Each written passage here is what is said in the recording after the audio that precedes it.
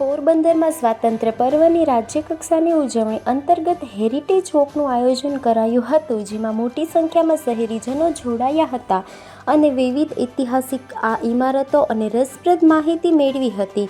પોરબંદર રાજ્યકક્ષાની સ્વાતંત્ર્ય પર્વની ઉજવણી કરવાનું આયોજન કરવામાં આવ્યું છે, ત્યારે સ્વાતંત્ર્ય પર્વની ઉજવણીને લઈને સામાજિક સંસ્થાઓ અને જિલ્લા વહીવટીતંત્રના સંયુક્ત ઉપક્રમે તારીખ 5 ઓગસ્ટથી 15 ઓગસ્ટ સુધી વિવિધ સ્પર્ધાઓ, રેલીઓ સહિતના વિવિધ કાર્યક્રમો યોજવામાં આવી રહ્યા છે. જે અંતર્ગત મહાનગરપાલિકા અને શ્રીરામસિંહ સ્વિમિંગ ક્લબ દ્વારા હેરિટેજ વોકનું આયોજન કરાયું હતું. આ હેરિટેજ વોકનો પ્રારંભ શીતલા ચોક દરબારગઢ ખાતેથી કરાયો હતો, જે કસ્તુરબા ઘરની પ્રણામી મંદિર સુધી અને ત્યાંથી પારેખ ચકલો, અભિચંદ ભાણજીવાડી ગલી, જુમા મસ્જિદ, શાંતિનાથ દેરાસર, માણેક ચોક, કેદારેશ્વર મંદિર, સરતાનજીનો ચોરો થઈ સુદામા મંદિર ખાતે પૂર્ણ થઈ હતી. આ વોકમાં મોટી સંખ્યામાં શહેરજનો ઉત્સાહભેરે જોડાયા હતા.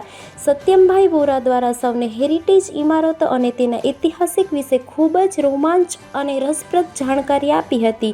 હેરિટેજ વોકમાં જોડાયેલા શહેરીજનોએ આ વોક મારફતે પ્રથમ વખત શહેરી અંગે અનેક નવી જાણકારી મેળવી આનંદ વ્યક્ત કર્યો હતો, તેમજ ઐતિહાસિક ઇમારતો, કલા, કોતરણી નિહાળી ખૂબ ખુશી વ્યક્ત કરી હતી. નિપુલ પોપટ, પોરબંદર ટાઈમ્સ. હું સત્યમ વોરા આજે સ્વતંત્રતાની 79મી વર્ષગાંઠ નિમિત્તે જે રાજ્ય કક્ષાનો કાર્યક્રમ થાય છે એ અંતર્ગત શ્રીરામ સ્વિમિંગ ક્લબ પોરબંદર દ્વારા એક હેરિટેજ વોકનું આયોજન થયેલું. આજે આ હેરિટેજ વોકમાં અમે પોરબંદરના છેલ્લા 400 વર્ષ કે 500 વર્ષના સમયગાળામાં જે વસ્તુઓ બનેલી છે એ વસ્તુઓની મુલાકાત લીધેલી, જેમાં શીતલા ચોક દરબારગઢ 16મી અને 17મી સદી, પ્રણામી મંદિર, હિન્દુ ધર્મ અને મુસ્લિમ ધર્મની એકતાનું પ્રતીક, પછી જુમા મસ્જિદ સૌજી પારેખ દ્વારા નિર્મિત, ત્યાર પછી માણેક ચોક માણેકબાઈના નામ ઉપરથી એક ઉત્તમ વ્યક્તિ શાંતિનાથ જિનાલય જૈન દેરાસર, કેદારેશ્વર મંદિર અને કેદારકુંડ, અને ત્યાર પછી સરતાનજીનો ચોરો જે આપ પાછળ જોઈ રહ્યા છો.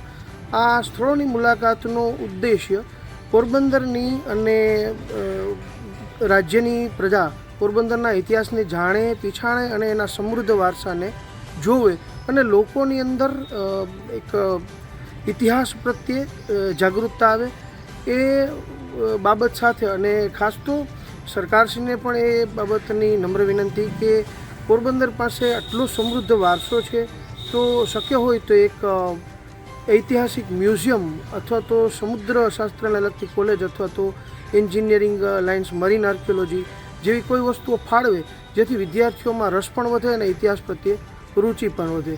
બસ આ જ બાબત સાથે આપનો ખૂબ ખૂબ આભાર. હું હર્ષિત રૂઘાણી, શ્રીરામસિંહ સ્વિમિંગ ક્લબનો ફાઉન્ડિંગ ચેરમેન. શ્રીરામ સ્વિમિંગ ક્લબમાંથી અમુક અંતરના સમયે આપણે હેરિટેજ વોકનું ગોઠવતા હોઈએ છીએ, હેરિટેજ પ્રવાસનું.